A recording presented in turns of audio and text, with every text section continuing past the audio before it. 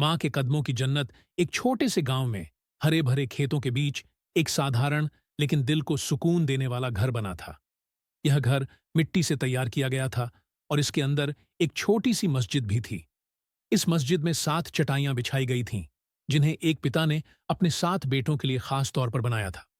जब मस्जिद का निर्माण पूरा हो गया तो पिता ने अपने बेटों को बुलाया और कहा, अब हमें इस मस्जिद को जन्नत की मिट्टी से लीपा पोता करना है। बेटों को यह सुनकर हैरानी हुई। वे सोच में पड़ गए कि जन्नत की मिट्टी आखिर मिलेगी कहां। यह तो कोई साधारण चीज नहीं थी जो बाजार में खरीदी जा सके। 6 भाई सफर पर निकले पिता की बात मानते हुए 6 बेटे जन्नत की मिट्टी की तलाश में निकल पड़े। वे पहाड़ों, नदियों और दूर दराज के इलाकों में भटकते रहे, लेकिन उन्हें कहीं भी ऐसी मिट्टी नहीं मिली जो जन्नत से आई हो। वहीं उनका सबसे छोटा भाई, जो बीमार था, घर पर ही रहा। वह सफर करने में असमर्थ था, इसलिए उसने कहीं जाने के बजाय घर में ही रहने का फैसला किया। शाम का अनोखा नजारा। शाम ढलते ही 6 भाई थके हारे घर लौटे। उनके चेहरे पर मायूसी थी, क्योंकि वे जन्नत की मिट्टी नहीं ला सके थे। लेकिन जब उन्होंने अपने छोटे भाई को देखा तो वे चौंक गए। छोटा भाई एक थैले में मिट्टी भरकर बैठा था, मानो उसे जन्नत की मिट्टी मिल गई हो।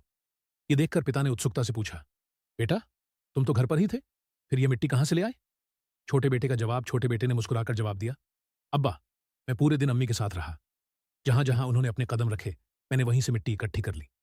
हमारे प्यारे नबी सल्लल्लाहु अलैहि वसल्लम ने फरमाया है कि मां के कदमों के नीचे जन्नत है, तो मैंने सोचा कि अगर कहीं जन्नत की मिट्टी मिल सकती है तो वह मां के कदमों के नीचे ही होगी। पिता की आंखों में चमक आ गई और 6 भाई भी यह सुनकर दंग रह गए। उन्हें अब एहसास हुआ कि उन्होंने दूर दूर तक भटकने की बजाय सबसे बड़ी नेमत को अपने ही घर में छोड़ दिया था।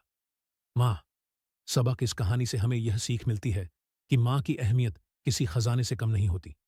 जो सुकून, दुआएं और मोहब्बत मां देती है, वह दुनिया की किसी दौलत में नहीं मिलती।